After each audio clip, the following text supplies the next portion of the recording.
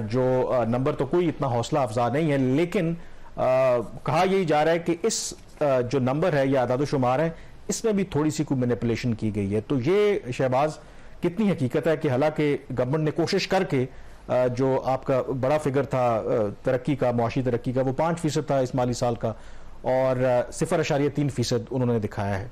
तो क्या इसमें हकीकत है कि जो फेडरल ब्यूरो ऑफ स्टैटिस्टिक्स है, जो उन्होंने ओरिजिनल पहले नंबर दिया था, वो तो कॉन्ट्रैक्ट कर रहे थे, वो नेगेटिव में जा रहे थे, और इसमें फिर ये गवर्नमेंट के दबाव की वजह से कुछ रद्दोबदल किया गया। मैनेजमेंट इनके अभी हर चीज में हो रही है, इकोनॉमिक मिसमैनेजमेंट के साथ इनके गवर्नेंस के बड़े सीरियस इश्यूज आ रहे हैं, एडमिनिस्ट्रेटिव इनके इश्यूज आ रहे हैं।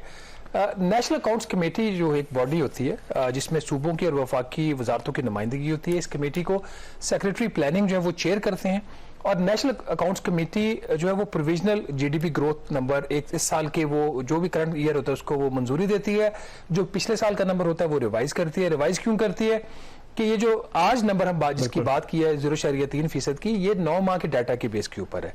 इसको फिर ये एनुलाइज कर लेते हैं अगले 3 माह के ऊपर, इसको अप्लाई करके तो एक कैलकुलेटेड माली साल होता रहा है, जब वो रिवाइज होता है नंबर वो पूरा होता है, वो पूरा माली साल आता है, पूरा डाटा है, तो पिछले साल का रिवाइज कर और ये इनको जो आदादोशुमार है प्रोवाइड कौन करता है, ऑन व्हाट बेसिस दे इनको आदादोशुमार सूबे प्रोवाइड करते हैं, वफाकी हुकूमत के जो इदारे हैं वो प्रोवाइड करते हैं। तो एक पूरा सिस्टम है, ये हवा में नंबर्स नहीं होते। जैसे हम मंथली रिपोर्ट कर रहे होते हैं कि इंपोर्ट्स इतनी होगी, एक्सपोर्ट्स होगी, इन्फ्लेशन का ये नंबर है, रेमिटेंस का ये नंबर है, लार्ज स्केल मैन्युफैक्चरिंग ये ग्रो कर रही है, कंस्ट्रक्शन में क्या चल रहा है, वो नंबर्स रिपोर्ट हो रहे होते हैं, सिस्टम में फीड इन हो रहे होते हैं।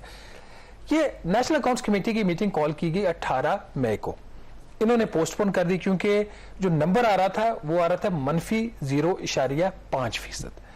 उसके बाद कोशिश की गई कि किसी तरीके से इसको पॉजिटिव कर दिया जाए।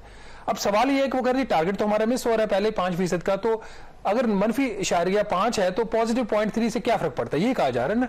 ये एक पॉलिटिकली एक इसको सेलेबल हो जाती है चीज की, एक बजाय कि आपकी कॉन्ट्रैक्शन हो गई है इकोनॉमी जो आपकी है, वो उसमें वो पिछले साल के मुकाबले में नेगेटिव ग्रोथ है, आपका जो मामूली ग्रोथ है। मैं हैरान हूं कि अब बेंचमार्क इस गवर्नमेंट का क्या बन गया है कि मतलब वो नेगेटिव से जा रही है कि वो 3% जो है ना उसको ये खुश हो रहे हैं, इसमें खुश हो रहे हैं। हालांकि गैप देखिए 18 मई को मीटिंग थी, उसको 19 मई के लिए किया गया, फिर 19 से इसको मंडे को किया गया, मंडे से इसको वेडनेसडे को किया गया, फिर वेडनेसडे को भी 12 बजे का टाइम था।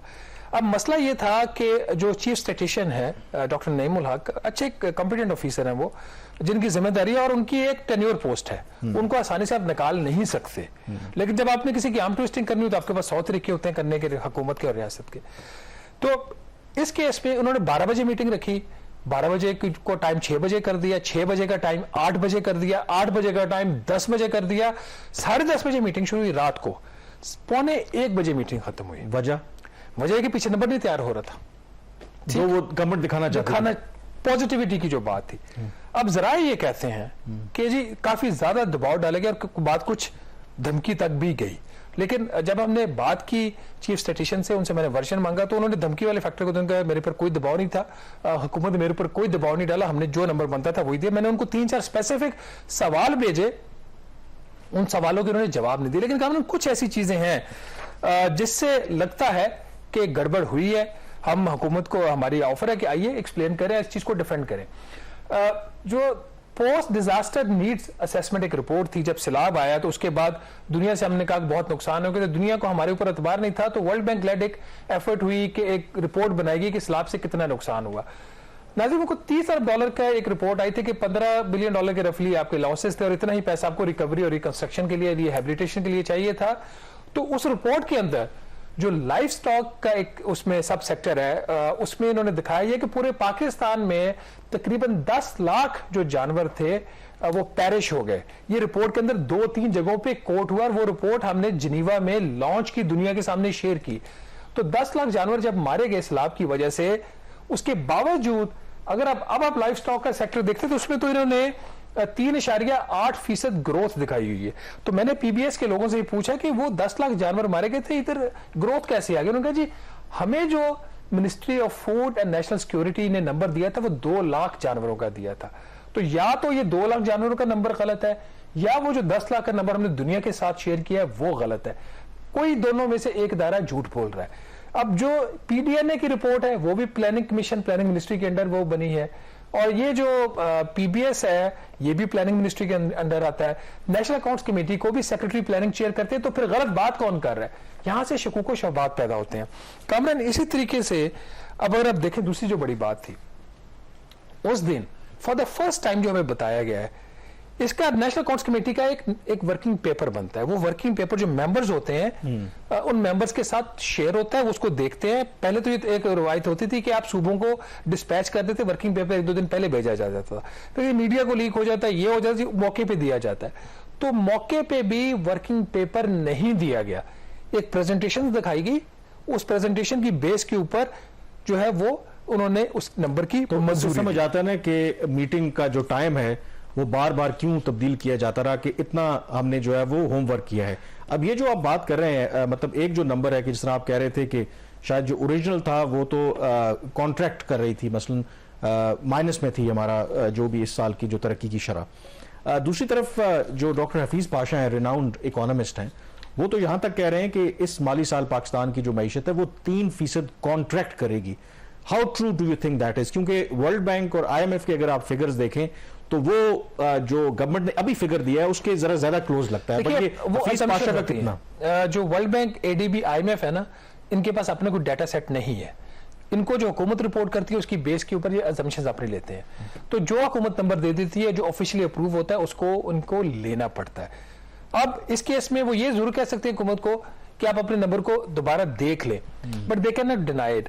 अब असम्पशन है कि जी आपके कोई काम किस स्पीड से होगा, उसके क्या फैक्टर्स होंगे। अब सैलाब आ गए, या ये कि जिस तरीके से इन्होंने लार्ज स्केल इसको इंपोर्ट्स को इन्होंने कर्ब किया, तो उसके मुताबिक तो इनकी जो ग्रोथ है वो तो नेगेटिव ही फिर आनी थी ना।